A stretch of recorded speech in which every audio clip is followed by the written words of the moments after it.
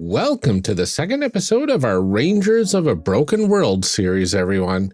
This series, we welcomed Cat McDonald to join us to learn all about this brand new post-apocalyptic game of theirs that is currently playtesting through Evil Hat. In today's episode, we finish up our characters, but before we get to that, here's what to expect in our calls to action. You can join me here after the show to hear all about the latest One-Shot Network news, including welcoming a brand new show to the network, Gamewoven. You'll also hear a little bit more information about our Patreon as well as patron thank yous. But with all of that out of the way, enjoy the show, everyone.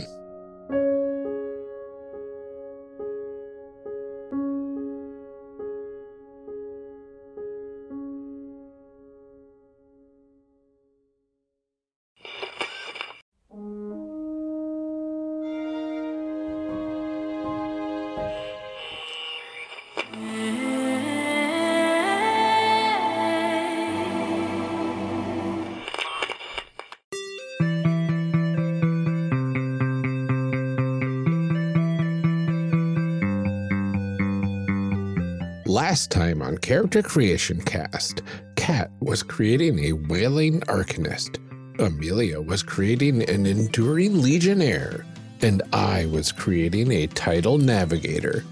We just finished deciding our facets, and we're going to be picking up right where we left off last time. Enjoy. Do we want to loop back to the background questions right now? Well, we also still have crisis specialties, too, that we didn't talk about yet. Mm-hmm. Actually, yeah, let's double back and do the questions when we do key. Like when we do the flavor stuff. Yeah. That sounds well, perfect. Key is not strictly flavor, but yeah.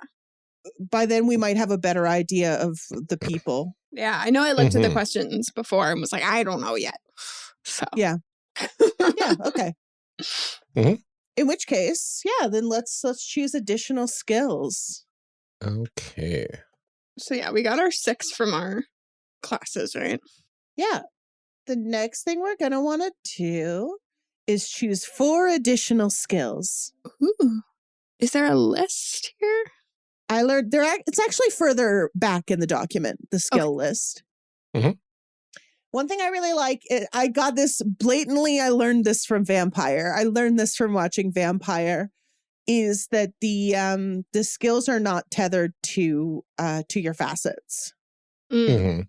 So you can use them however you like, because that makes me happy. That's what pleases me.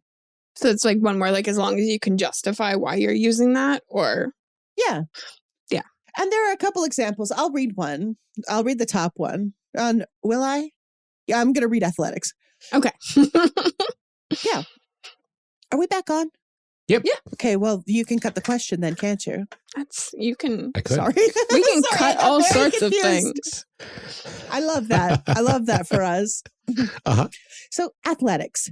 Used as a catch-all skill for feats of physical might and endurance. Roll daring athletics to vault over a wall, or understanding athletics to gauge whether your pursuer can do the same. Mm-hmm. Edge success examples include an injury that penalizes further actions, a fall that closes off the route to the rest of the party, an accident that destroys something important. And these are just suggestions so that if you roll a 1, the GM knows what to bargain with. Mm-hmm.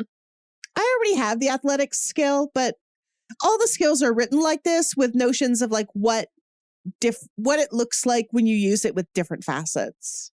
Mm-hmm. I think this character is going to take the humanities skill. Just because I think that it doesn't come naturally to them and they had to learn it as a skill, dealing with people. I think that makes sense. It's not innate to this character, but they're trying. Mm-hmm. I do think I want to take navigation. I didn't take that ability earlier about having a sense of direction, but I still feel like it's important to my character. And it's like something I would at least vaguely have, even if I don't have the sort of like over the top ability of it. Yeah. I'm going to have to take fashion. I was kind of thinking about that one too, because it's like my favorite part of playing evil characters is everybody knows the bad guys have better fashion. Right. I would love to read the fashion. Please. Fashion. It's not just about your wear. Fashion is about how people fit in, about trends and styles and society. Roll understanding fashion to recognize the architecture in a person's hometown, or subtlety fashion to dress like you fit in. Edge success examples include you mistakenly wear something with a specially coded significance, you are mistaken for someone else repeatedly, or your knowledge of the area is a decade out of date but still accurate. I love That's it. amazing. And how many extra skills did you say we're picking? 2? 4? 4. 4. I still have 2 more. Huh? Amazing. I picked art, humanity, tinkering, and medicine. Medicine, because I think I wanted this character to be very self-reliant. Mhm. And art and tinkering, because I imagine they might be like a gem cutter if they're such a geology nerd. I love that. Oh, that makes a lot of sense. Yeah. I took medicine as well because I think being the swashbuckling sailing type, there's a lot of danger in those sorts of environments and whatnot, and being able to help everybody out with medicine is absolutely. Yeah, that's teamwork. Yeah. I am taking politics, which has the ability to interact with humanity on a large scale with mobs and villages and crowds and countries. Which I think, the Fallen are technically dead, but perhaps previously humans and large mobs of them. And it seems reasonable that they also would be prone to rousing speeches. Perhaps. Especially since the Fallen are dead soldiers. Mm-hmm. Exactly. Which means they are kind of an army. They're so yeah. Right. Yeah. I love that. I love that. See, I already have tactics. I'm going to take tactics as well. Because I think that is also helpful for somebody that likes to kind of be the lead of the swashbuckling combat sort of thing. Yeah.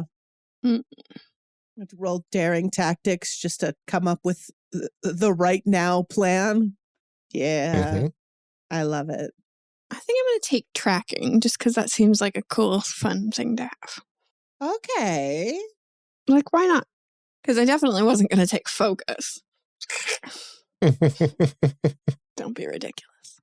I think I'll take riding as well, because sometimes you just need to have a good chase scene. Mm-hmm. Mm-hmm. Yeah. We love a chase scene. All right. So I got my extra skills. Me too. Great. Then let's then. Oh, next we choose our combat special or crisis specialty rather. All right. Let me get back to where.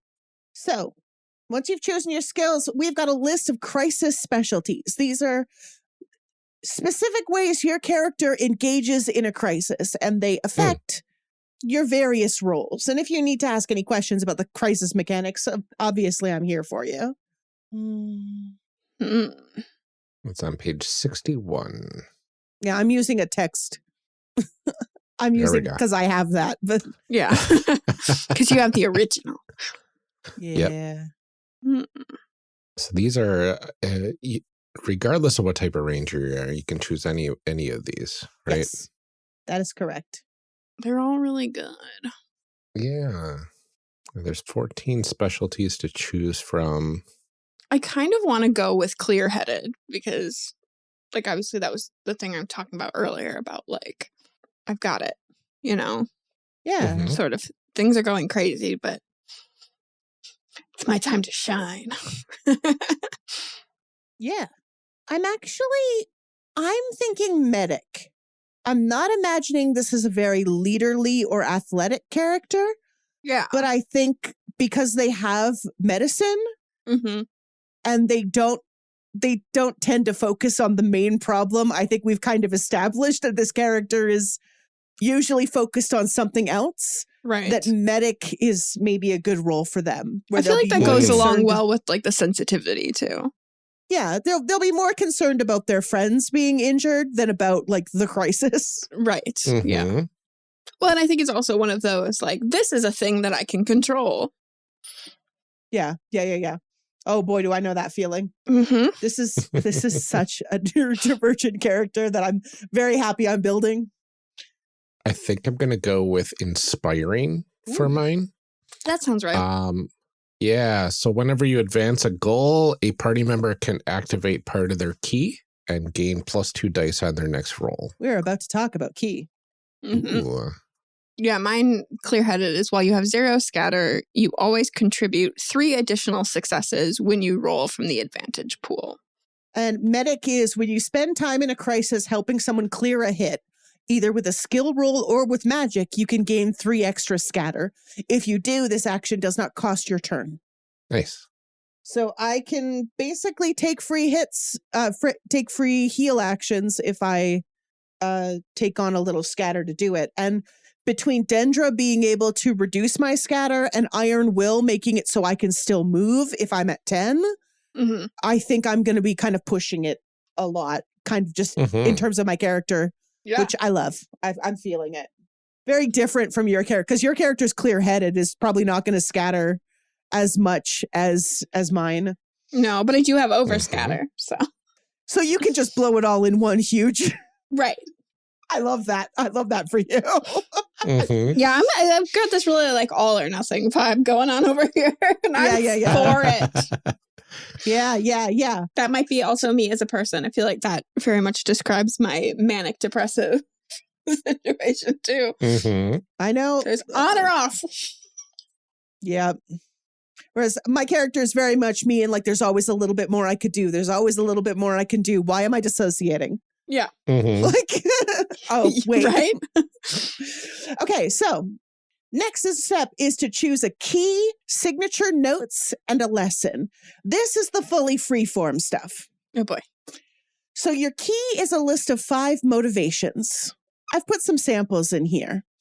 For instance, Clara Gaius Ascendant, who's a character from Sword of Symphonies, has courage, curiosity, confidence, admiration, and duty as her key.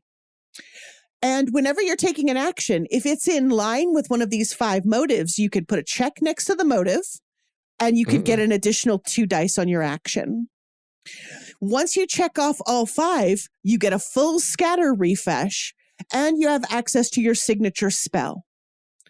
And your signature spell, by the way, is whatever 2 words you want. It's also fully freeform. Clara's is Grand Machine. She's an engineer. All right. Have got key is one of the things I have on the random tables. Yes. Okay, so great. If you are feeling fully stumped, and like I said, I do not ever want people to feel overwhelmed with this game. So in the player tools section of the PDF, there's a bunch of tables that you can roll random words on for your key. Fear not. I like that. What's my key going to be? And I did one for Miller Dahl as well, and also from Sword of Symphonies. And his are love, competition, caution, pacifism, and hunger. So like, these do not all have to be rosy platitudes about your character. These are just the things that motivate them. Okay. It should overall portray kind of a heroic character, but again, this game is about people being heroes as they are. Okay. I think courage is going to be one of my keys. Yeah. I want to roll some dice. Yeah, do it. Flexibility. Ooh. And the signature pieces, you're just going to pick 2 words, any 2 words you like. And when you gain access to this spell, you get to add both those pieces to your list. And you also can use them either as GM pieces or as your personal pieces. Oh, okay. So the signature spell I've chosen for my character is Crystalline Solitude. Nice. So I could cast Crystalline Solitude, or I could cast like Crystalline Judgment. I could cast Summoning Solitude. Depending on what the GM had, I could cast any number of other things. Oh, interesting. Gentleness is another one. Oh, I like keys. That. I'm also going random-ish. Yeah. If it sounds good. Yeah. I, Cat the person, have a really high adaptability, so I just picked some. But I've been playing this game for a long time, and also I'm good at on-the-fly stuff. That's my, again, like, I hope that this game causes people to rethink the way, not rethink, but like to think about themselves and the way they solve problems in a new and maybe more heroic light. Mm-hmm. I rolled randomly. Yeah. I got duty, competition, wrath, loyalty, and heroism. Wow. I love that. Right? That's powerful. Yeah. That's really nice. Helpfulness is my last one. Yeah. So I've got courage, flexibility, gentleness, resourcefulness, and helpfulness. I love that. That is so nice. I have Signature got spell. deliberation, determination, focus, pride, and timidity. Ooh, those are good Nice. too. So like they have a lot Those are of very pride good. in their work. They're very deliberate. They want to do things right. They want to do things correctly. They will go to great lengths to avoid associating with people. That's why I put timidity on there. Like it's a motivating factor. Mm-hmm. And so the signature spell, we just pick words that feel Yup. wordy. Words that feel cool. Okay. Hmm. But there's so many words in the world. It's There's a true. few words in word. I always encourage players to pick something that sounds like an ultimate from a JRPG. Yeah. Mm-hmm. It's like Miller's is overflowing sunlight. Clara's is grand machine. My current character's is crystalline solitude. I've got tornadic revelations. Oh, that's good. Oh, that's good and powerful. Oh, I love Yeah. that. I really want to go Yeah. with enveloping shadows. Yes, we do. Yes, that's what we want. It's so good. It is so good. So You yeah, if you are use excellent at hype, by the way. Just I'm having a good time. I'm excited. everything we can't pick, help you're like, it. yes. It's to me it's very fun watching especially watching people who haven't played the game before kind of going through the process of key and signature spell, because that's something that's fully theirs. Yeah. And that makes me very happy every time I see it. Yeah, I really I'm really enjoying this sort of like random word association kind of thing going on here. Because it's all very evocative, but like so freeform. It's I really like giving people the opportunity to play with words, Mm-hmm. and also giving people the chance to be really just melodramatic. Yes. Yeah. Oh, we love drama. We love drama, and giving the people the chance to pair a couple words that are just impossibly melodramatic together. Yes. And then tell the GM, I want this spell to like deal a bunch of damage. So players can put these words together and like say one of my words, I'm the GM. I'm the GM in this game, and the words list I've given you for this peaceful village we're in is like peace, growing, sunlight, quiet. And you can take any of those 4 words and mash them with any of your words, and then tell me what you want that spell to do. We'll negotiate about how much scatter it costs, and the spell happens. Oh. Tornadic sunlight sounds really cool. That does sound cool. Quiet revelation. Mm-hmm. Endless quiet. Endless quiet. You. I do love it though. Or I do love it. advancing quiet. Okay. You're not selling me. You're not selling me on it. I'll tell you that much. I'm listening. I'm fully listeing. So now it's time for step 6. It's time for more details. Yeah. Right. So we've got, I think we're going to double back at the very end to answer the questions in the class things. But if you're playing along at home, there's a list of optional background questions in each of the class chapters. You don't have to do them right away. We're going to do them later. So who is this character you've created? You know where they've been on their pilgrimage, so you know at least one piece of their backstory. There's still more questions. what's your character look like? I have got a list of questions. You don't have to answer them all. These are just like, if you're at a loss to describe your character, what color eyes, skin, and hair do they have? How tall are they roughly? Is there something weird about their height? Do they have unusual proportions? Are they very heavy or very light? How do they dress? How do they walk? What does their resting face looks like? What is their posture like? What kinds of gestures do they use? And do they seem approachable? I'm going to answer the last question for my character with No. Actually, false. I changed my mind. I'm going to answer that one with yes, much Ooh. to their dismay. Oh, no. Much to their dismay, they give off very friendly, you can approach me energy, and they don't love that. Yeah. And they don't know how to stop it. If they knew how to not seem approachable, they truly would, but they have no clue. Mm-hmm. That's okay. My character can give you some pointers over time. I would appreciate that. Thank you. I don't know. Have you tried being creepy? I don't even know what that means. You're like, that makes even me uncomfortable, and I don't want to be uncomfortable with myself. Thank you. How? Yeah, truly. So I'm imagining, I'm imagining a somewhat shortish character with kind of round features. Okay. I like it. Like chubby cheeks, Mm-hmm. kind of roundish. Yeah. So like they look cuddly and approachable. Yeah, they look cute. Just They look classically cute. cute. Mm-hmm. Yeah, they're quite cute. They don't love that they're cute. They Yeah. don't love being cute, but they have like big dark eyes and round chubby cheeks, and they're adorable. They're very practical dresser, and they walk very slowly. I think they have to be reminded if there are other people walking Oh. to keep up. Well, because they're always looking at other stuff. Yeah, They're always Mhm. getting distracted by other stuff. that's fair. I'll allow it. As if it's up to me. Yeah. So allow. that's kind of, Yeah. I've only answered a few of these questions, but that's kind of visually, that's what my character looks like. Pudgy and distracted. I don't know if you've ever read like Sabriel by Okay. Garth Nix. It's like my favorite necromancy book.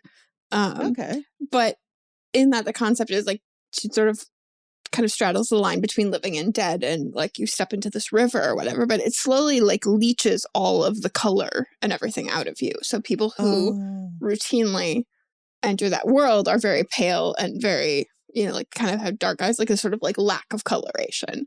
And so that's kind of Mhm. how I picture this. Okay.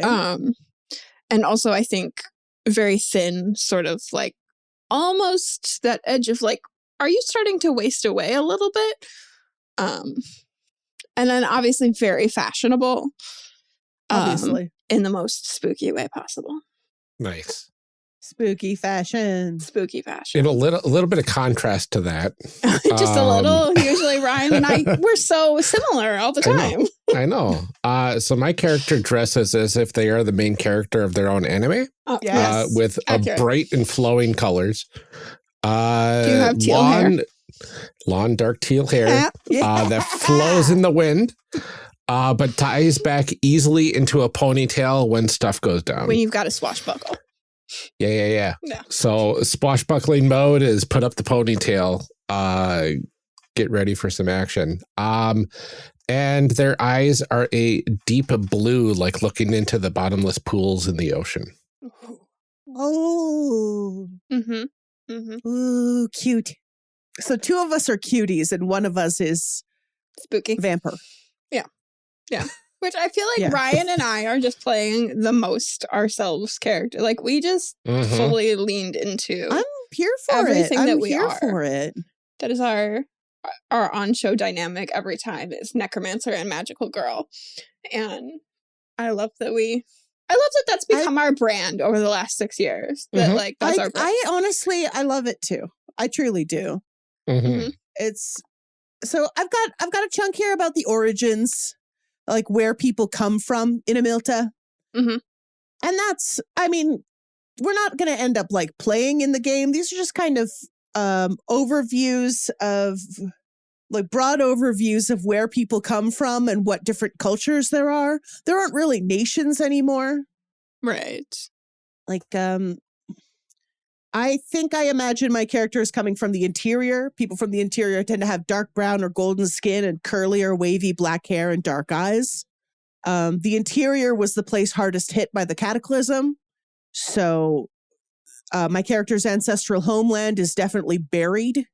And maybe the geology is a way of connecting with that, of connecting with the things that come from the earth and are in the earth. Yeah, I like that. I like that. I feel like from my quick scan, Rimehold fits.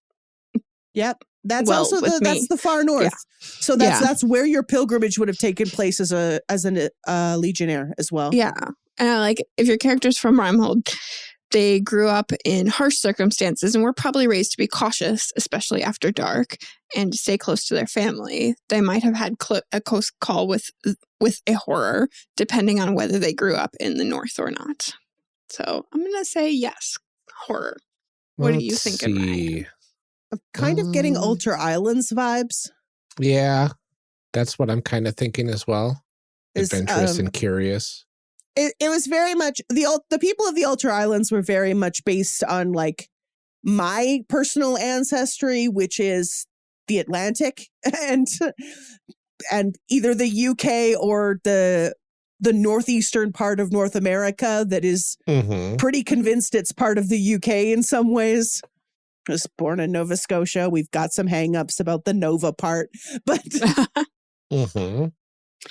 And to be fair, I read Sailor Folk. I originally read Alter as Ulster, and I was like, "Hey, that's me." I come from my last name is a place in Northern Ireland. Ah, I have actually the county motto tattooed on my arm. Well, there you go. Yeah, so that's kind of where they probably know a fair deal about life on the sea and may have been raised with a number of superstitions meant to ward off misfortune, bad weather, and other incidents. And that seems correct. You almost certainly had to shelter from a hurricane at some point. Yeah. I mean, it all seems to line up very nicely. Yeah. I mean, on the other hand, you could totally play against that and pick something that doesn't sound like that at all.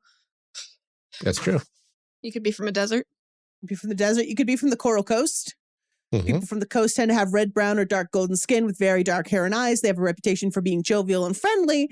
And there are many excellent research institutions on the Coral Coast, so they probably like know a lot. Actually, I'm changing my mind. I think my character's from the Coral Coast because I forgot that I put a lot of like universities and research areas there. That makes sense for your little geologist. So like, yeah, that's my character has had access to an excellent education and is very much a science nerd from a place that is kind of a haven for science nerds, because the jungle and the volcanoes kind of buffered the impact of the cataclysm a little.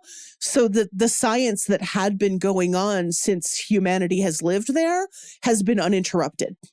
So there's a lot people know in there. The next thing I'd like to discuss is scatter.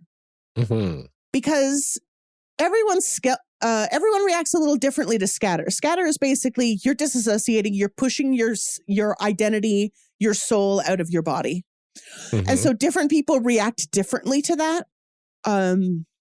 Some people get distant. Some people get physically weak. I think Miller, when I was playing him, he would overheat when he scattered too much. I think my character gets dizzy. I think it's a reminder of climbing the high mountain, and it makes them dizzy. Interesting. To cast too much magic. I think I'm going to go with like difficulties breathing for mine, because it's dealing with the wind, and breath is like a small version of that. So having trouble breathing is basically literally taking the wind out of me. Ooh, I like that. I think I'm going to say that I have like difficulty hearing things, that like sort of like the real world kind of becomes muffled, and I can hear more like ghostly voices and things, but I have a harder time like being part of the living world. Yeah. Mm-hmm. Yeah. And that's a role play note, basically. It's like the more spells you cast, bear in mind that this is how your character is feeling. Right. Yeah. And then what do your character's spells look like? Because that's completely freeform as well. I think my characters are very shiny. Like they're like shiny gemstones. Like there's a lot of glitter. There's a lot of like things like, you know how when they were doing special effects movies in like the 70s and 80s, they would have like prism effects Yeah. to show things warping in and out. I think that kind of effect happens when my character casts a spell. Nice. I'm going to go with a very Wheel of Time-esque answer and say flowing and weaving is how my spells kind of look. Like the winds and the moisture in the air kind of flows and weaves in patterns and then ties off to create the spells. Oh, I like that. Yeah, I think mine is just like sort of like a dark smoke, and then probably depending on what the spell is, sort of like some color in there, like green or purple or red or something like that. Yeah, materializing out of dark smoke. That'll happen. Yep. Yeah. That'll happen. Yep. That'll happen. Now we can go back and we can answer some of those questions now that we have a slightly better idea of our characters. True. Nice. Let's take a look here. The first one in the list is the Legionnaire. Dun, dun, dun. My first background question is, how did you feel when you had your first battle? I'm going to say terrified. Yeah. That's a normal way to feel, I think. Yeah. I mean, I assume this is the first battle after being a Legionnaire. Well, you had to fight your way to Gaius to become one. That's true. Yeah, I mean, I think I'm going to say terrified because it's not one-on-one combat. It's not like it's chaos all around and overwhelming, overstimulating. Yep. Just a lot happening at once. And especially if it's your first time, you don't know what to expect. Just terrified. Yeah. And a little embarrassed. I think you're not good at it yet either. And so your character doesn't like not being good at things? What? Just checking Okay, for I don't neurodivergence appreciate reasons. you calling me out right now. I certainly don't have that I'm not going to do it unless I can do it perfect mentality. Oh, no. And I certainly don't instinctively know that was the hang up you were referring to. Why would I know that on instinct? Why would I have access to that information? Yeah, nobody would ever. Yeah, what? Yes, that is correct. Yeah. So do we want to go around and do a question each, or should I answer questions? Let's do a question each. Maybe go around like 2 times. Okay, yeah. So the next one on the list is the title Navigator. So which one of the questions do you want to? Gosh. So let's see. Quite a few different good questions in here. I'm trying to figure out what one says the most about my character. Gosh, there's what has been your most impressive feat so far, but I think I'll save that for a second. Favorite way to spend your downtime? That's interesting. Okay, so what is your favorite way to spend your downtime? I think for this character, they like to I don't know if it's like some sort of maybe like a game or something like that that people would play in the world, like a chess variant or something like that. Is your character like a very competitive player or just kind of like relaxing at the park with the chessmen? Relaxing at the park sort of ordeal. Yeah, this is like a very like low key, low energy sort of Zen like thing that they do. And definitely doesn't want to do it for any sort of stakes. Okay. All right. I love that. Yeah. I found out which question I want to ask. Okay. How did you feel when you met your first noble demon? Ooh. And my answer to that is relieved. Interesting. because I'm playing this character as very neurodivergent, Mm-hmm. and noble demons are fully single-minded. They have like a single obsession. What? Neurodivergent people don't have anything Right, like and that. so- I don't know what you're talking about. So my character was like, no, I understand this. There's one Mhm. thing you want. You don't have anything you secretly want that you're hiding from me. You don't have, like, you Yeah, I just want appreciate one you thing. being upfront about it and telling me Yeah. exactly what the stakes are here. You just want one thing? Okay, I can interact with you without as much stress because I Mhm. know exactly the only thing that you want. Yeah. Okay.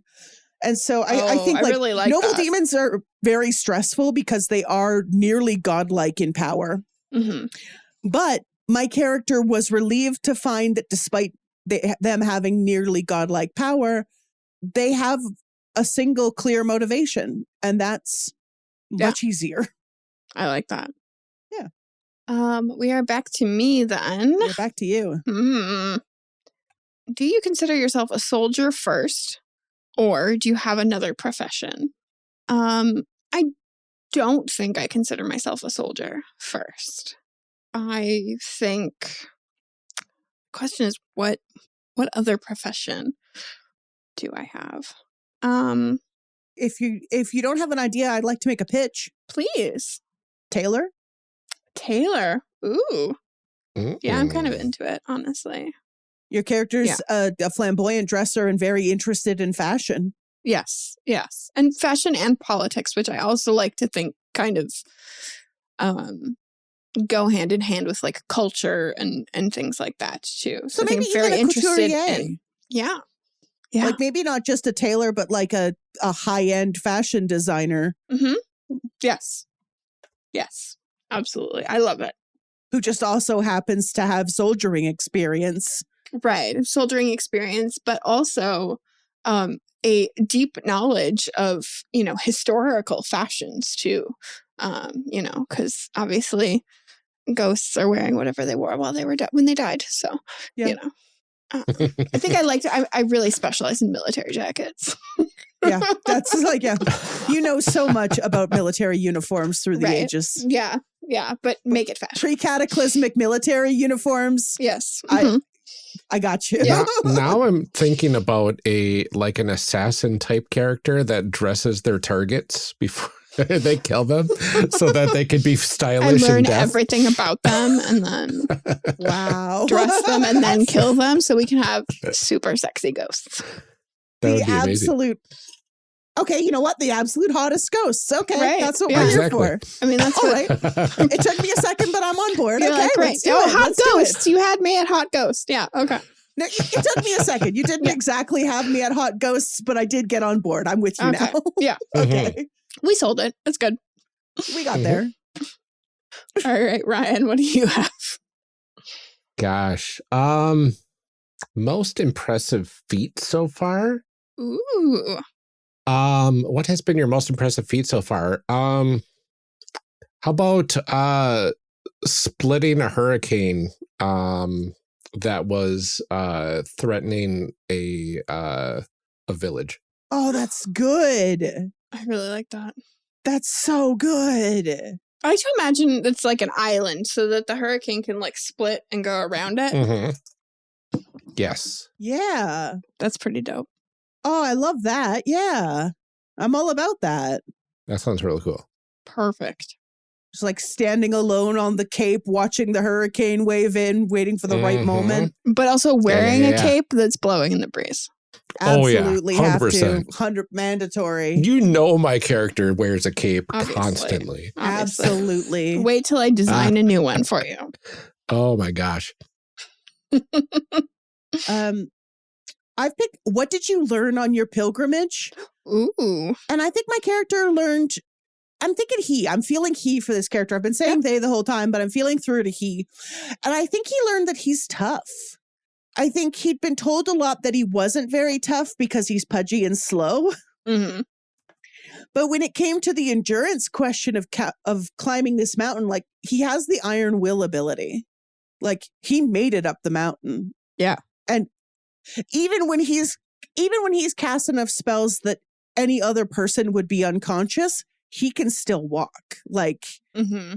he maybe never thought of himself as a tough person before he climbed the mountain. And then he realized, oh, wait, I'm actually pretty strong, no matter what people have told me. I really So like that's that. That's awesome. Yeah. That's my little guy. I love my little guy. Oh, that's so good. I also have a list called You Might Have, which are little like things that either you might have happened or things that you might have in your possession. I played on the ambiguity of that, and I don't feel bad about it. Yeah. I also just like the wide variety of these. Like a weapon you bear a close attachment to. Another option being good sense. Yeah. And you can pick as many or as few of these as you like, or none. They're just kind of there to help. Again, give anchor points. Yeah. Yeah. So I definitely have a small instrument, like a lyre, right? Yeah. Because I just love that like personal harp sort of deal. Such a beautiful sound that can be kind of magical in a way. And being the swashbuckling, like adventurous sailor type, I'm sure I have tales from faraway places that I talk about constantly at different ports and stuff like that. Yeah. Both to impress people, but also to kind of you know, get information out of the locals and whatnot. Yeah. Of what's kind of going on in the area. I'm gonna go with a deep understanding of metal, because it just sounds cool and important to fashion. Nightmares about the wastes. That'll happen. Nice. Yeah. I kind of want to also pick a weapon you bear a close attachment to, but I don't know what kind of weapon I want yet. Well, you have close range weapons as one of your skills. Yes. No, I've melee and mid range. Yeah. Melee. Oh yeah, melee and mid range. Yeah. I forgot I gave them 2. Yeah. So they could do spear Or whip. or whip. I'll have to think about that. Yeah. I like to think that it is something that I made, since I know about metal. Yeah. Ooh, I like that. So it looks really cool. It's really ornate, and obviously it goes with my outfit.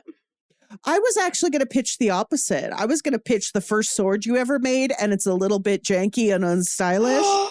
But I love it so much. But it's the first one you ever made, and it's proof that you're capable of not only making beautiful things, but powerful, functional things, swords. Ooh. Yeah, but also I don't like to do things unless I'm really good at them. So yeah, I know. That was my pitch. You don't have to take it, but I don't know. I'm gonna have to. I think that's one that like I would want to play to find out. You know? Yeah, I'm a gap lover. So like the gap between your character's very put together image and having this like janky beat up first attempt sword is very cute to me. I've picked a mysterious object, not entirely of this world, because I have Dendrous Crystal. I picked no clue how to interact with other humans, because I think we've made that fairly obvious. Is pretty well established at this point, yeah. And I think we also put I'm going to say my character has an ally in the darkness. I think there's a noble demon that my character formed like a genuine, actual rapport with.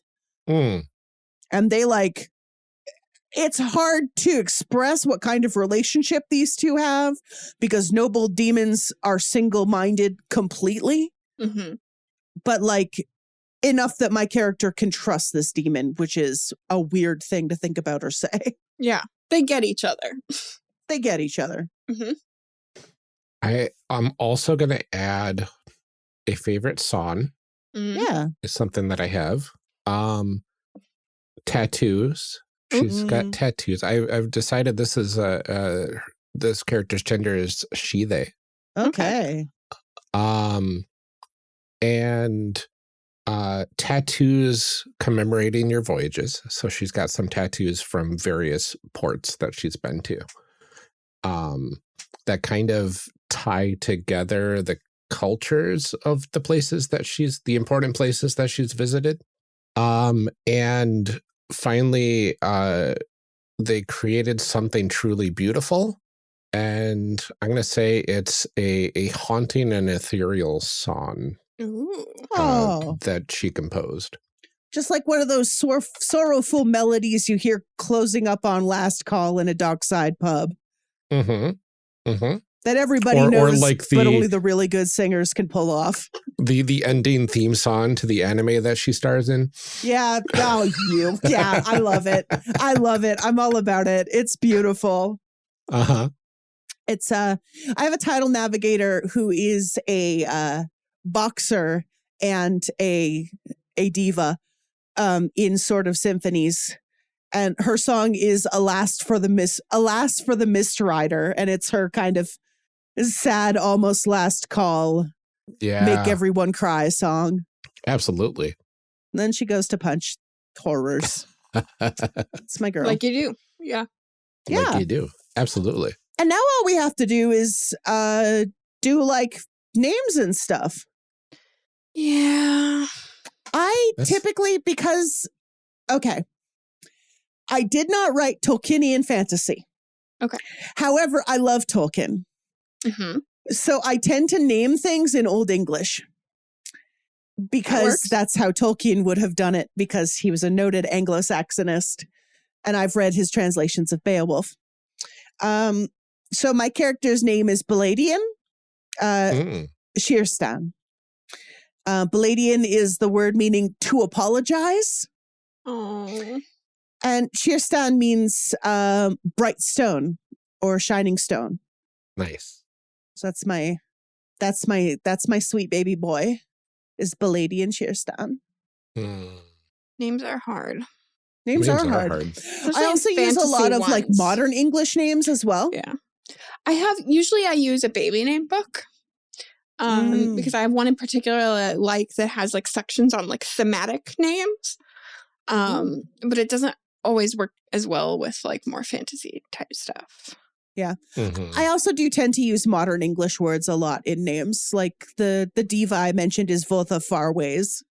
So like I like to give, and I mean, I reiterate several times in the text that this is for everyone. Please use whatever names you feel are fit. But I tend to, if you want to name your character Kevin, go for it. Yeah. Yeah. I'm not the boss of you. Name your character Kevin. Mm-hmm. Like, let's see. Are you in the mood for something ironic or something fitting? I don't know. I mean, I'm really open to. Yeah. Because if you're in the mood for something fitting, Grimm is a good surname. That's true. Because I kind of like the name Morrigan. Morrigan. Yeah, it's a very Celtic death name. But Grimm, I think, is excellent. We could go that as a last name. Morrigan Grimm? Mm-hmm. They, them. For my pronouns. Yeah, Morrigan Grimm, they, them. Couturier to the rich and famous. And dead. Slayer of humanity's bad memories and not of their own. I'm really into this character. I'm so glad to hear that. I truly am. I really this is, yeah. I feel like the last few I haven't gotten to like really lean into my evil ways. There you go. I'm so glad especially I was able to... Ninja Turtles. You can't be a necromancer in Ninja Turtle. No. Okay. I went to a pirate fantasy name generator. Yes. Please. I've got Nebula Darkwalker. Nice. Yeah. Oh. Nebula. I love it. Nebula, Morrigan, and Baladian. They are friends. Good. Please address all questions to Nebula only. Right. Being the most approachable are not interested in only approachable. Yeah. Please only approach Nebula. Yeah. I mean, Nebula is approachable and wants to be approached. Yeah, truly. Yeah. Right. Yeah, that's the only one distinction. Here who's interested in discussing literally anything at all. Yeah. In fact, she thrives on being approached. I love that. Great. That's great because exactly. Yeah. She is just really like the most normal put together person here. But she is so extra. She's right. so extra. Right. And I love that for her. I mean, I feel like I'm very extra too, but like, don't ask me about it. I'm extra for me, not for anybody else, you know? People look at the party and they're like, there's the normal one. Mm-hmm. And they address Baladian, and Baladian's just like, oh no. Oh no. No. No comment. No comment. Thank you. I don't know. No. It. Just no. No. It's a full sentence. Yeah. Oh, truly, I love these children. They're not children. They're full adults. They're full adults. It's just Baladian's little and cute. And gets infantilized a lot for being little and cute. And doesn't love that. Got cheeks pinched by older relatives well past cheek pinching age. But on the other hand, if it makes people not ask you difficult and important questions. Yeah, I'm just a baby. I don't know about the weather. Please direct your small talk to Nebula. Bye. Like, yep. Now, if you want to talk about rocks. Yes. All day. All day, every day. You'll be sorry you asked. You have a lovely home. Where did you source these bricks from? The quartz content is too high to have come from. Right? I love these children. Oh, they're so good. They're so good. Did we finish our character creation? Did we finish our characters? I think we did it. Yeah, I think we did all the things on the list. Oh my gosh. Well, and we did the extra optional stuff too. Oh my God, we're amazing. Should we wrap up? I love these characters so much. Yeah. I also love them very much. And I'm so glad that you two are as excited about them as I am. Yeah, it was very good. This is very good. Yay. Cat, thank you so much for joining us for our Rangers of a Broken World character creation episodes. This was fantastic. I had a blast. I had so much fun. I'm also very, very glad that you two had fun. Yes. I'm so glad. I'm very, very glad because I must have done something right because I'm hearing how excited you are about your characters. And that pleases me all the way into my heart. I feel like this showed that there's like something for everyone here too, because both Ryan and I got what we wanted. So, and then you made something else completely different on top of that. So the more I listen to the two of you, the more I realize that actually giving you both what you wanted is a rare and special thing that I should be proud of. You should be. You should be. Well, I mean, we are very much opposites when it comes to character creation. So that shows the depth and breadth of what you can do here. Yeah. Well, the point of the game is about heroes as whole people, and that means any kind of person could be a hero. Yes. Whether they're a grim edgelord or a anime protagonist. Like right. It's all there. Or, an amateur geologist. An amateur geologist. Or professional. I don't know. You seem to have researched deeply. Professional gem cutter. There you go. I love it. Yeah. Do you want to remind everybody where they can find you online and where they can find this game? Yeah. So you can find Rangers of a Broken World. It's in open playtest until November. I think mid-November. I don't remember the exact dates. Awesome. And you can find it at evilh.at/rangers-playtest. There's apparently going to be a link in the show notes, which I'm very grateful for. Yeah. You can find my games at peachgardengames.itch.io or peachgardengames.com. And you can find me on Busky at Catling Gun. That's CATLING gun. Pew, pew, pew, pew, pew, pew. Those are the best places to find me on the internet.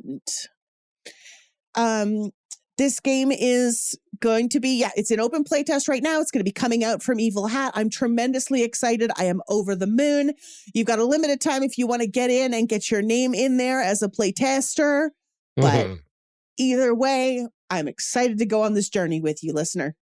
I'm really looking forward to getting my copy because this was amazing. I'm so glad to hear that. I'm touched. I'm so touched. Absolutely. Well, thank you again, Kat, and thank you to everybody for listening. Please join us on the next episodes for our discussion block. Call to action. Yeah, like that. I really love the characters that we were able to come up with in this game. It was a lot of fun figuring out who these people were and kind of like what their whole deal was in this world. But like the fact that we have this really cool mishmash of personalities already. I know that came out quite a bit, especially from Kat's side, as we were creating the characters. A really fantastic game. It's seems like it would be a lot of fun. Really still want to play this, but definitely check it out if you have a chance over on Evil Hat's page. We got a link in the show notes.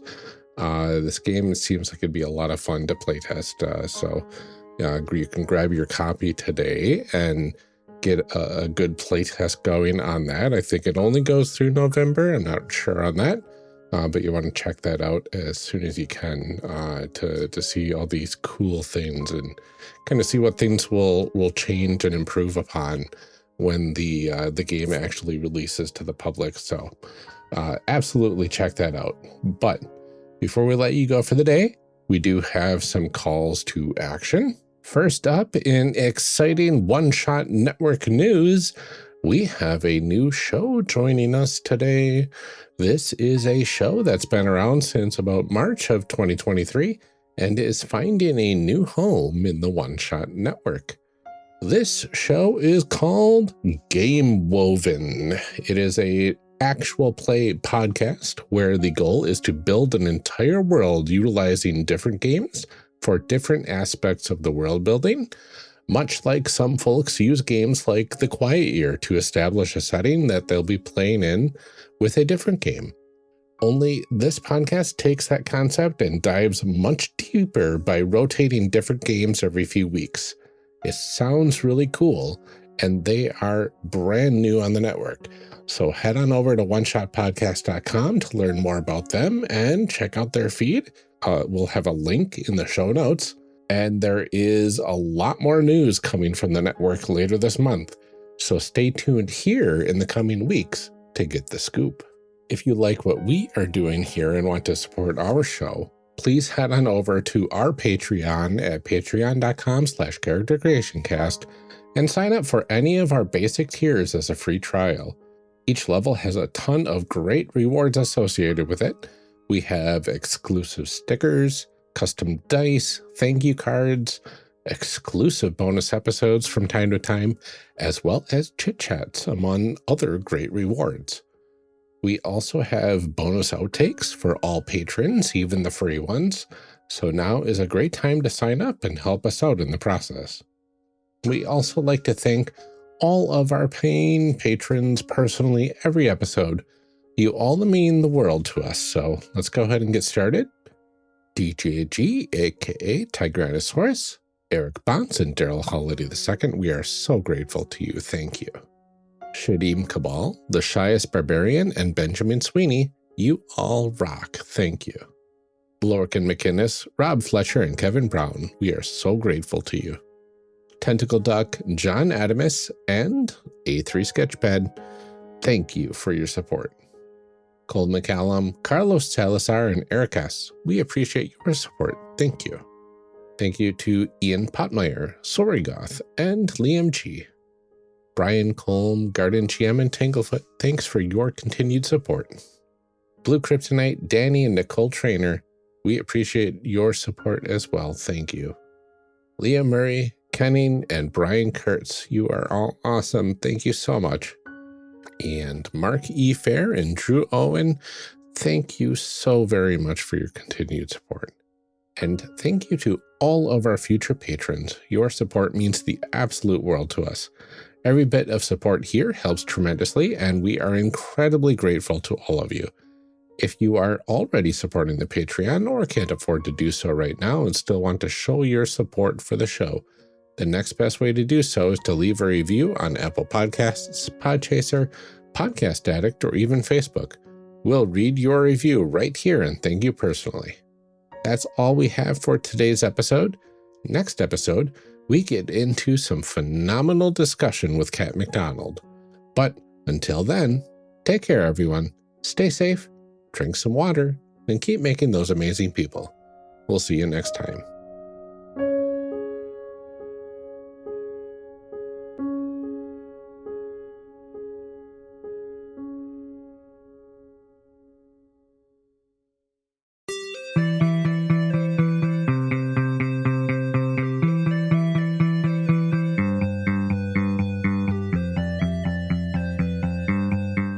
Character Creation Cast is a production of the One Shot Podcast Network and can be found online at www.charactercreationcast.com.